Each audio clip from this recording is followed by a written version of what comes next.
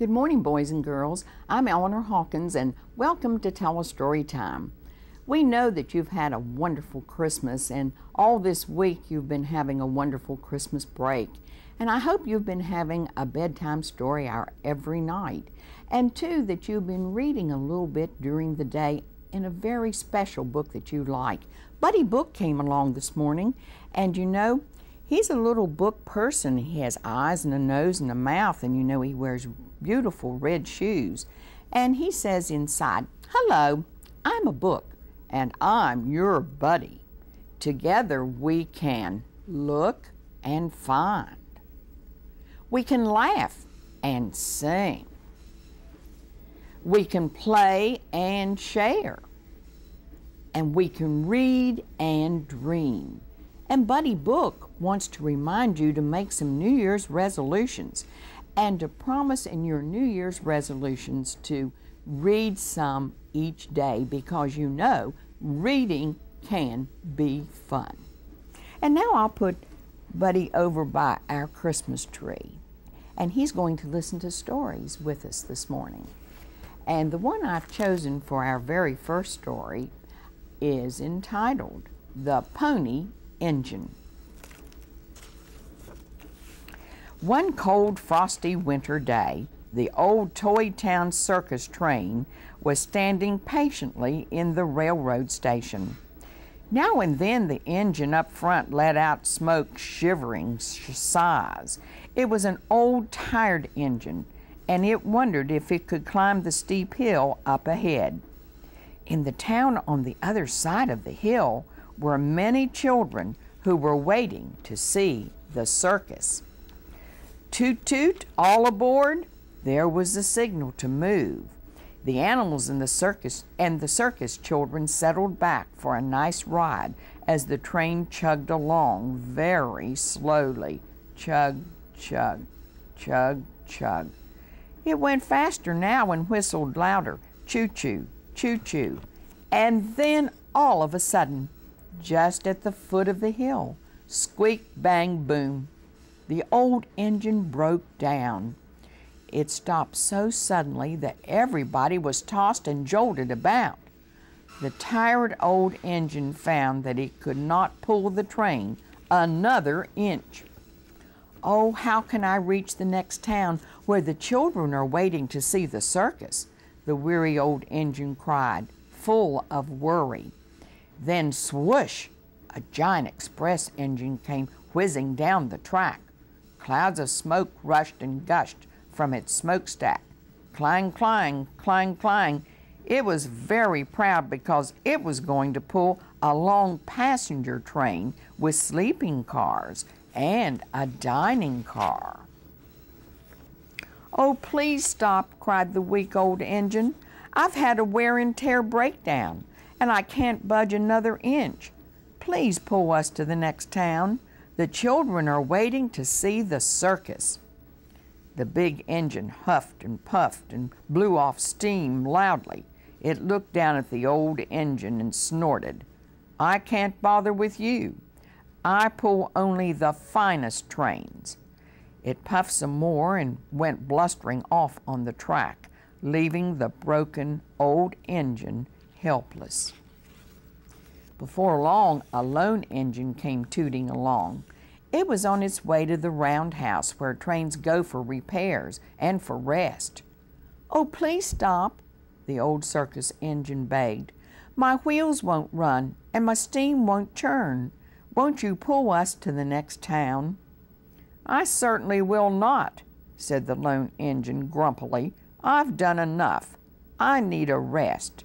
And off it went to the roundhouse, grumbling along the tracks. "Give me rest, rest, rest. I've done enough, enough, enough." Then another engine came along, pulling a carload of coal. It was rusty and dusty, wheezy and greasy. It groaned wearily and moaned tearfully. Just the same, the Toy Town circus train called out, "Oh, won't you please pull us to the other town? Our engine has broken down, and the children are waiting to see the circus." But the rusty, dusty engine rumbled and grumbled. "I'm not strong enough. I could never pull you. I never could, I never could." It wept some more, and with a clankety clank and a sigh and a groan, it bumped along on its way. Now, after a long time, a very small engine came by. It was a pony engine, and it was on its way to the roundhouse after a day's work of pushing freight cars around in the yard. The little pony engine hummed happily along, tooting its squeaky whistle cheerily. How could such a tiny engine be of any help? But the Toy Town Circus train called out, "Little pony engine, please help us. Our engine has broken down, and the children are waiting in the next town for the circus to come. Won't you please take us there?" Said the little pony engine. "You're very heavy, and I'm not very big. But I will try. Yes, I will try, and I think I can." The little pony engine hitched itself to the Toy Town Circus train in place of the old broken down engine, and then the little pony engine tugged and pulled and tugged some more. The train wheels turned just a little. At last the train began to move, oh, ever so slowly, along the tracks. The little pony engine kept pulling and tugging. It strained and struggled and tugged with all its strength, puffing all the time. "I think I can, I think I can, I think I can." Steadily it began to move faster and puffed more quickly. "I think I can, I think I can, I think I can." And soon it was going up the track more smoothly, puffing still faster and faster. "I think I can, I think I can." And finally the little pony engine had pulled the Toy Town Circus train to the top of the hill. The little engine looked down proudly. Yes, it had climbed all the way up the steep hill. Now down in the valley lay the town where the children were waiting to see the circus.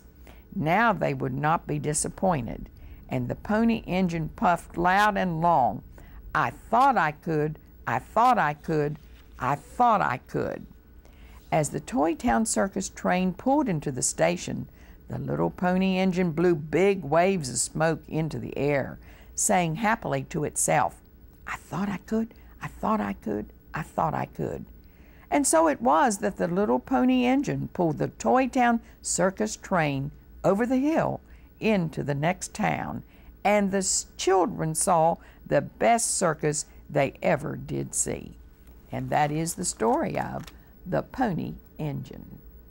And now stay tuned, and we'll be back in just a moment to show you books from the shelves of your public library.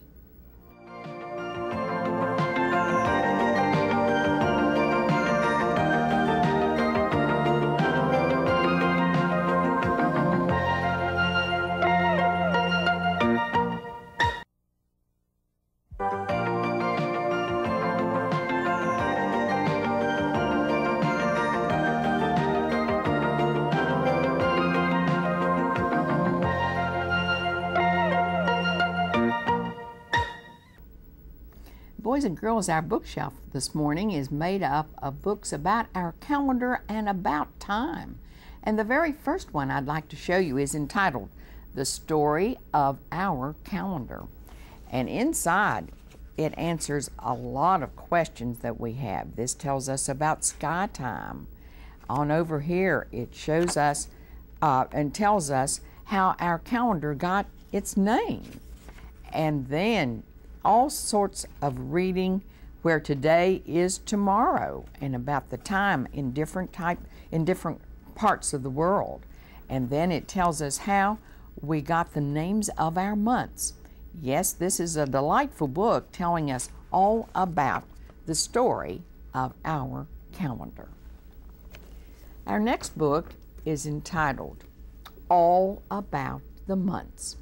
And this is a very thick book, and it tells us all about how the months receive their names, and it tells us everything that we celebrate during each of our months. And it's really a very good book that many of us should read. It tells us all about our months. And then, you know, time goes so fast. This book is entitled The Riddle of Time, and it is a very good book telling us all about time, all about our clocks, and all about our calendar. Yes, this is the book entitled The Riddle of Time. And then I brought along this little picture book. It's entitled My Busy Year, and this is written by Joan Walsh Anglin, one of my very favorite artists. And inside she takes a page for each month with a beautiful illustration and then a little saying. Yes, this is the book My Busy Year. Our next book is Time After Time, and we talk about time flying, and this tells us all about our time. And boys and girls, you can see it has very good illustrations. This is the book Time After Time. Our next book is entitled A Book to Begin On, Time. And this is an easy book to read, as you can see, for you first and second graders. And all the way through, we learn about the different methods of keeping time that we have had through the ages. And it tells us how important the moon plays in our time. Yes, this is the book entitled A Book to Begin On, Time. And last of all, I brought along this little picture book entitled A Merry Mouse Book of Months. And Merry Mouse is a darling little mouse. And you see, we have a poem for each of the months, nicely illustrated all the way through. A Merry Mouse Book of Months. Boys and girls, any of these books can be checked out from any of the libraries in the Craven-Pamlico-Carteret Regional Library System. Be sure and include in your New Year's resolution a trip to your public library every week. And now stay tuned, and we'll be back with another story in just a moment.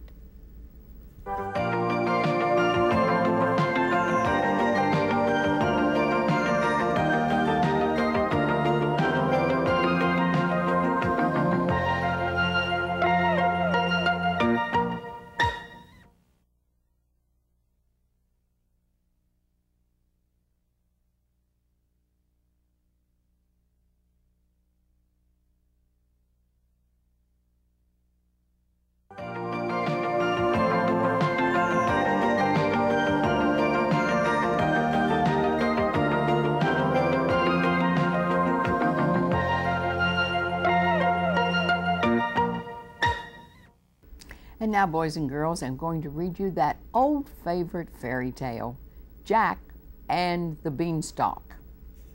Long, long ago, a boy named Jack lived with his mother on the edge of a little English village. Now, Jack was a spoiled child, and his mother always gave him everything he asked for. He did not mean to be selfish, but he thought only of himself.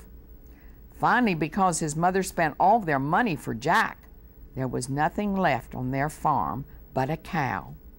"Let me take the cow to market and sell her," said Jack. And so his mother let him go. But on the way, he met a man who had some beautiful colored beans, and Jack wanted them so badly that he traded the cow for a hatful of beans. Imagine how his mother felt. She was so angry that she threw the beans out of the window. Now it happened, boys and girls, that they were magic beans, and when Jack and his mother awoke the next morning, there stood a huge beanstalk. It towered high, high above their little house and seemed to disappear into the clouds. Jack felt that he had to know what was at the top of the beanstalk, and so without saying a word to his mother, up he started. Now at the very top he found himself in a strange country. Suddenly a lovely lady stood before him. "Where is your father?" she asked. "I do not know," said Jack. "Every time I ask Mother about him, she begins to cry and will not answer." "That is because your father was killed by a bad old giant," said the lovely lady. "The giant threatened your mother that he would kill you too if she ever told you."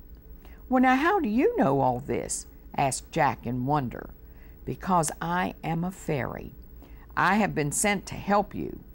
Kill the bad old giant and get back the treasure that he stole from your father." "Well, now, how shall I do it?" asked Jack. But the fairy then had disappeared.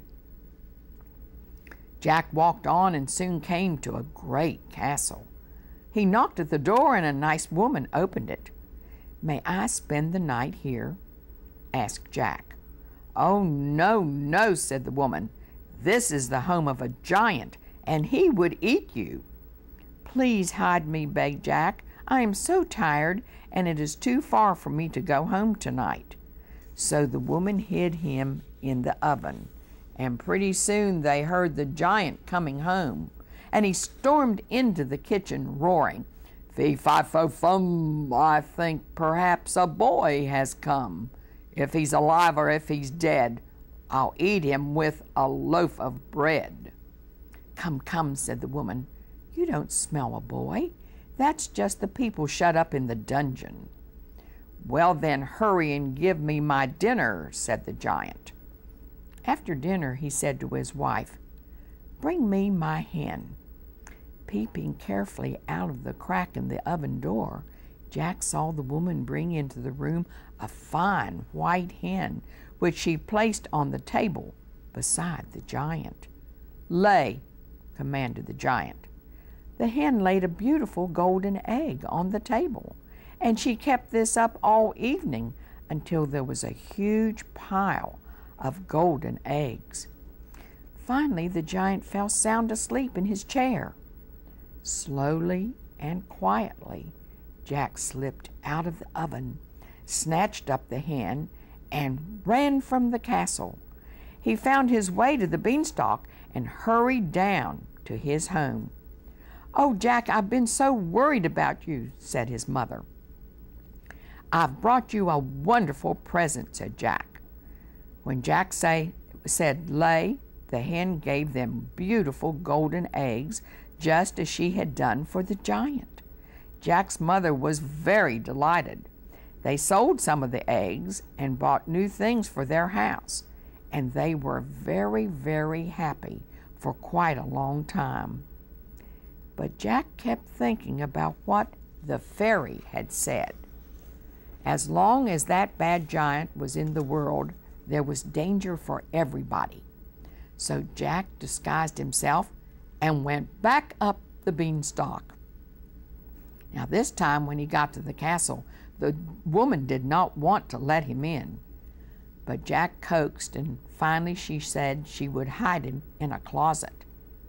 "The giant is very angry these days," said the woman, "because one night a boy stole his hen." Jack did not say anything to this. Soon the giant came in roaring, "Fee-fi-fo-fum, I think perhaps a boy has come. If he's alive or if he's dead, I'll eat him with a loaf of bread." "Oh, no, no, you don't smell a boy," said his wife. "That's just some meat the crows dropped on the roof." The giant sat down to his dinner and ate mountains of mashed potatoes and gravy and 5 roasts of beef. Then he called to his wife, "Bring me my money bags." Quickly the woman placed on the table 2 big bags of money, and the giant played with the coins until he found sound asleep. "That is my father's money that the giant stole," thought Jack. "I'll take it home to my mother." He slipped out of the closet and grabbed the money bags and then ran out of the castle and away to the beanstalk. Now his mother was much pleased with the present, But when she heard of Jack's narrow escape, she said, "Don't ever go up the beanstalk again. Now you have brought me lots of money, and you must stay away from the bad old giant." But after 3 years had gone by, Jack began to think about what the fairy had told him. He must kill the giant, she had said. Jack felt that he was bigger and stronger now, and maybe he could think of a plan to get rid of the wicked old giant. He disguised himself again and went up the beanstalk for the 3rd time. Now it took a lot of coaxing, though, to get him into the castle. "One boy took the giant's hen," said the woman at the door, "and another took his money bags. I don't think I can let you stay." But finally she took him in and hid him in the boiler in the kitchen. By raising the lid, Jack could see into the room. And soon the giant came in roaring, "Fee, fi, fo, fum. I think perhaps a boy has come. If he's alive or if he's dead, I'll eat him with my loaf of bread." And after a huge meal, he began to search the kitchen. Luckily for Jack, though, the giant did not look into the boiler. Then the giant commanded, "Bring me my harp." His wife brought into the room a beautiful harp and placed it gently on the floor. "Play," ordered the giant. The harp began to play the most marvelous music Jack had ever heard. Fine marching music that would make you want to keep time with your feet. Sleepy time lullabies that would send you off to the land of Nod. Crash bang music and soft dreaming music, every kind of music there is. One piece right after another until the giant fell sound asleep. "This is the most wonderful present of all," thought Jack. "I must take it home to Mother." And he jumped out of the boiler and snatched up the harp. But the harp cried out, "Master, master!" And the giant woke up. Out of the castle, across the field to the beanstalk, ran Jack with the harp in his arms and the giant puffing along behind him. Down the beanstalk he went, reaching the bottom just as the giant got to the top. "Quick, Mother, the axe!" cried Jack. Seeing the giant on the beanstalk, his mother did not stop to ask questions, but ran for the axe and handed it to her son. Jack swung the axe hard. The beanstalk swayed slowly in the air and then came crashing down. And that, boys and girls, was the end of that bad old giant. And then suddenly the fairy that Jack had seen so many years ago appeared out of nowhere. "Your son is growing up," she said to Jack and to Jack's mother. "He has rid the world of the bad old giant, and all of your troubles are over." And she told the truth, for Jack and his mother lived happily ever after. And that is the story of Jack and the Beanstalk. And now, boys and girls, stay tuned, and we'll be back in just a moment.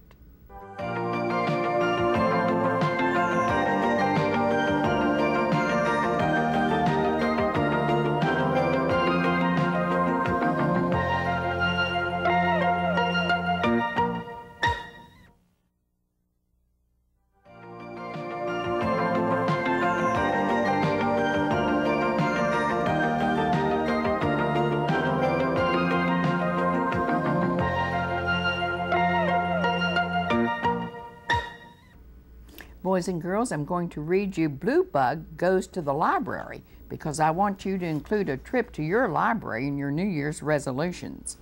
At the library, Blue Bug can read storybooks. He can look at magazines. He can listen to records and tapes. And Blue Bug at the library can see art. And he can see all sorts of things in pictures. And he can watch films. And Blue Bug can look at pictures. And Blue Bug can use the big book, the dictionary. And Blue Bug can find answers in the encyclopedia. And Blue Bug can listen to stories at Story Hour. and Bluebug can use his library card. Yes, Bluebug can go to the library, and now we wish you all a very happy new year from Telestory Time and TV 12.